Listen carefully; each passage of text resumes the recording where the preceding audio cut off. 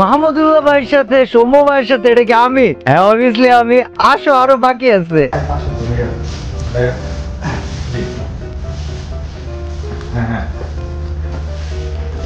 ওরে ভাই, আমার তাহসান ভাইও আছে দেখতেছি, ব্লগ তো দেখাই লাগবে। সো গাইস চলো দেখি। কি অবস্থা গাইস, কিছুদিন আগে আমি ভিডিও ছবি দিয়েছিলাম যেখানে দেখছো তোমরা তাহসান ভাই ছিল, রিয়াদ ভাই ছিল, সৌম্য সরকার ভাই ছিল, বাংলাদেশের সবচেয়ে দামি দামি মানুষগুলো ছিল। আর তাদের সাথে গাইস আমাদের যে ব্লগ, সেটা তোমরা অনেকেই চাইতেছিল, আমার দিতে দেরি হইতেছিল, বাট আজকের ভিডিওটা সেটা নিয়েই। লাইক কিন্তু আজকে করাই লাগবে, আর যারা নতুন এসেছে একটা সাবস্ক্রাইব করতে ভুলো না গাইস। চলো দেরি না করে শুরু করা যাক আমাদের ব্লগ ভিডিও। ব্যাকগ্রাউন্ডে ভয়েস দিব, সামনে তোমাদের ভিডিও দেখাবো, অনেক মজা পাবা। ঢাকাতে যাইতে হবে এবার আমাদেরকে, আমি তো থাকি কুষ্টিয়া, তার জন্য আমাকে এখান থেকে এয়ারপোর্টে যাইতে হবে, যেটা আর কি যশোরে। কুষ্টিয়া থেকে যশোরে আমরা চলে গিয়েছিলাম কারের মাধ্যমে। গাইস যশোরে যখন পৌঁছাইছি, মানে ভাই ফ্লাইটের এটা তোমাদেরকে এই জন্যই দেখাইতেছি, অনেকেই প্রশ্ন করে যে ভাই প্লেন যখন উড়ে, মানে উপরে উঠে, তখন কেমন লাগে। সো গাইস এই যে this is exactly what happens. ব্যাকগ্রাউন্ডে তোমরা একটু একটা আওয়াজও শুনতে পারতেছো। আর সবচেয়ে মজার বিষয় কি জানো গাইস, মজার বিষয় হচ্ছে যখন তোমরা প্লেনে উঠে যাও, উপর থেকে যে ভিউটা দেখা যায় শহরের, ভাই পুরা শহরের বড় বড় বিল্ডিং গুলা সবকিছু এত ছোট ছোট লাগে, মানে কি বলবো ভাই, দিস ওয়াজ অ্যাবসলিউটলি অ্যামেজিং। এরপর আমরা প্লেন থেকে নেমে পড়ি, আর প্লেন থেকে নামার পরে গাইস আমরা চলে যাই সরাসরি ভাবে আমাদের হোটেলে। আমাদের জন্য একটা হোটেলের ব্যবস্থা করছিল, 5 স্টার হোটেল, এন্ড ভাবলাম তোমাদের একটু 5 স্টার হোটেলের একটা রুমের ভিউ দেওয়া যাক। তো দেখো কেমন লাগে 5 স্টার হোটেলের রুমগুলো দেখতে। তো তারপর যদি দেখায় অপোজিট সাইডে আরো একটা মিরর, ও মাই গড এতগুলো মিরর কেন। তো যদি এই মিররের এখানে দেখায়, অ্যাকচুয়ালি এটা হচ্ছে রুমের দুই পাশের মিরর তার আছে। আর এই পাশে যদি দেখে, আমাদের রুমটা হচ্ছে দুইটা বেডের।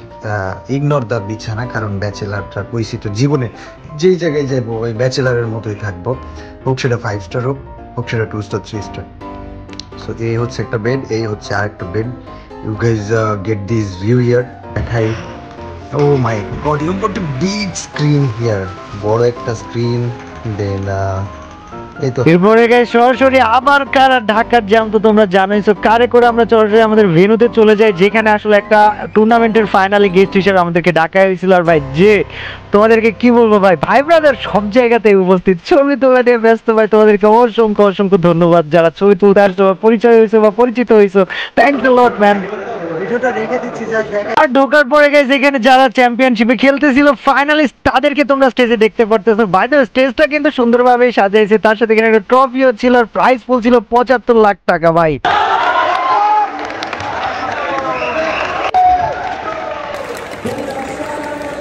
আর এরপরে গাইস প্রাইজ গিভিং সিরেমনি, এটা ছিল আমাদের বাংলাদেশের সেরা টিম যারা এবার ফাইনালিস্ট ছিল। আর এই টিমের একটা ছেলে ভাই দেখো মাঝখানে দেখা যাচ্ছে, ওর পায়ের অবস্থা দেখো, বাট স্টিল কোনো কিছু ওকে আটকাইতে পারে নাই, ও চলে এসেছে ফাইনালে ভাই। আর ওকে আমার সবচেয়ে ভালো লাগছে। দেন গাইজ আমাদের এখানে রিয়াদ ভাই একটু বক্তব্য দেয়। রিয়াদ ভাইয়ের বক্তব্য মানে একটু 10 সেকেন্ড শুনো না, দেখো কি বলে।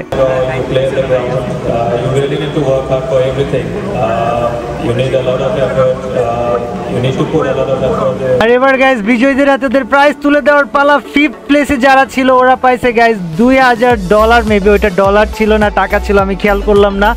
আর এইখানে স্টেজ, এভরিথিং, এনভায়রনমেন্ট সবকিছু ভালো ছিল। যারা পার্টিসিপেট করছে ওরাও অনেক মজা পাইছে আমার জানা মতে। দেন ভাই পার্সোনালি মেডেলও পরাই দিছে, এটা অনেক অনারেবল ছিল ওদের জন্য। সো এইভাবে প্রত্যেকটা টিম আসে গাইজ, টিম আসার পরে তারা তাদের প্রাইজগুলো নিয়ে নেয়।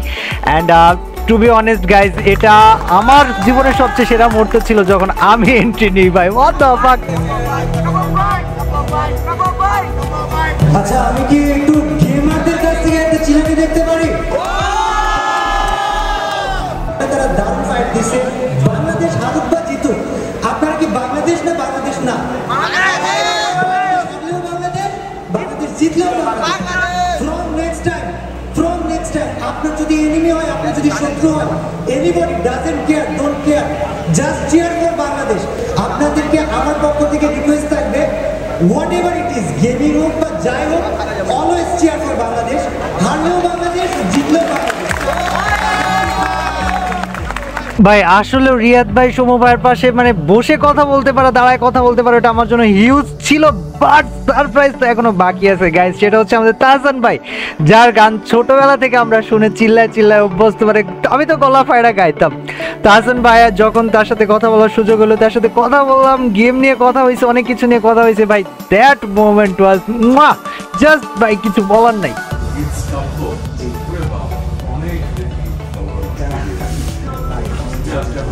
জানলাম এরপরে আরো রাখবো, আরো জানবো, তখন আমি মানুষকে বলতে পারবো যে ভালো কি খারাপ।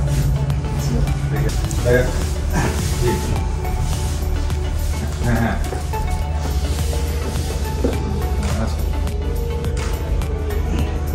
বাই দ্য ওয়ে, যে ঢাকা সিটি আরে আমি চরম মাত্রায় হেট করি, যারা ঢাকায় থাকেন please don't get offended, but এইরকম জ্যামের মধ্যে মানুষ কেমনে থাকে ভাই? তো সবকিছু শেষ করার পর শীতের ফ্রেন্ডের বিয়েতে যাইতে হবে, শীত আমরা জোর করে তুলে নিয়ে গেছে। আর ভাই এইখানে ওর লাগে ভিডিওর যা প্র্যাঙ্ক করছি, আমরা ছবি তুলতে দিছে, ওরা কইছে ভাই করছি ভিডিও, ওই পুরো প্র্যাঙ্ক হয়ে গেছে। মাথাটা নিচে করো।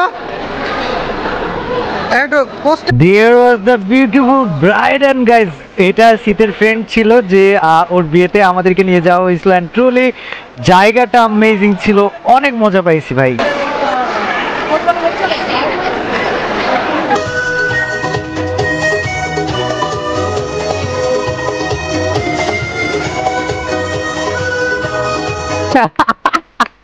ভাই এটা হোটেলে আসার আগের দিন রাত্রেবেলা আমরা গান টান বাজে দিয়ে অনেক মজা করছিলাম। সো ইন টোটাল এই ছিল আমাদের ঢাকা ব্লগ।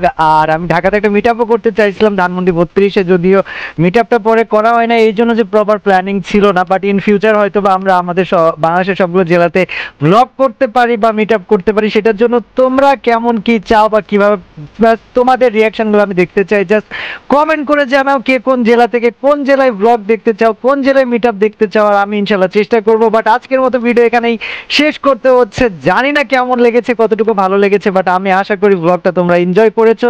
আর করে থাকলে ভিডিওতে একটা লাইক করে দিও, চ্যানেলে সাবস্ক্রাইব করে দিও। And again it was truly an honour to be a part of that final match guys.